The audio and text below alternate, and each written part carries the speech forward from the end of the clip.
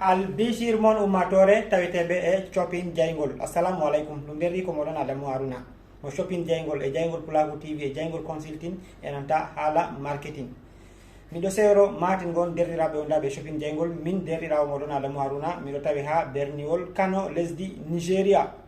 to Allah mum yerdake nder wakkatiji kusitiɗɗi nder ñalɗe garande bo mi tammi lattago ha berniwol Kotono lesdi Benin. Ngam ɗume? Ngam taskaram waddango en deydey kuje feere feere ko larani koltugal je julde layha. deydey koltugal mon onon worɓe e onon rewɓe e ko deydey ɓikkolji muɗon pat on mbawan heɓugo ɗum e nanta shopping jaygol. miɗo waɗa vidéo ɗo musamman bana himɓe ɓen sodoɓe dow prix de gros.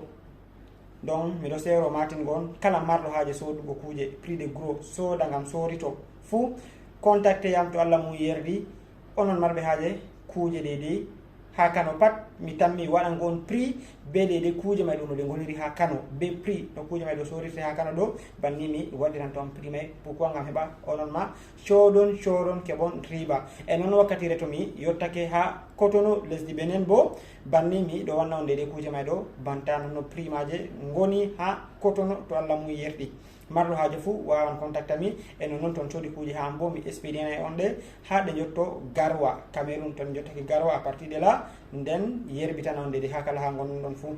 donc ko larani transport ummago majum diga Kano ha warugo Garwa pat min hosata deydey chargé man ɗo dépense man ɗo diga à partir de Garwa onon bo kadi deydey chef d'expédition ma on tammi hosugo mi tammi on faami ɗon deydey komi sewri matin gon.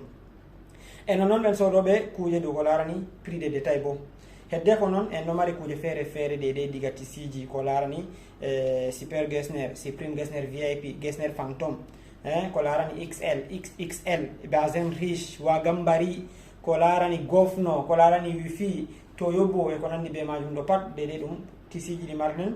ko larani kufineje diga Miyaram, Kinde, Zanna Bukar, Damanga, Ministre ɗo pat deydey kufineje ɗe himɓe mari haaje pat deydey kala noone kufineje pat on mbawan heɓugo. nonon ko larani paɗe montreji deydey kala ko tefoton ko marɗon haaje pat en andi ɓeɗo mbiya en Kano to mbingiwa Kano ɗum leydu ñiwa wala ko tefata ton a heɓayi derɗam. gam ay ɗo contacté shopping jaygol ha numéro ji ɗiɗi toon lesɗo ɗon numéro ji am contacté mi bogal whatsapp gam mi wala kam tum gam mbimata mi gal appel on keɓatami. onon marɓe haaje sodugo kuje ɗo prix de gros bolwanemi groupe ɗon uniquement je himɓe sodoɓe kuje prix de gros. mi tammi on watugo hatton e kala kuje je mi piɓɓiyani on pat bo on daara deydey be prix majum no kosir ton. miɗo wi ɓen sodoɓe prix de gros. e no noon onon sodoɓe prix de détail bo onon fu mi yejjitayi on to Allah mum yerdi kala on no soodi kuje deydey tisi ko larani sin soit ɗum Wagambari, soit ɗum XL, soit ɗum Toyobo, soit ɗum Bazen Riche ande o de Getzner.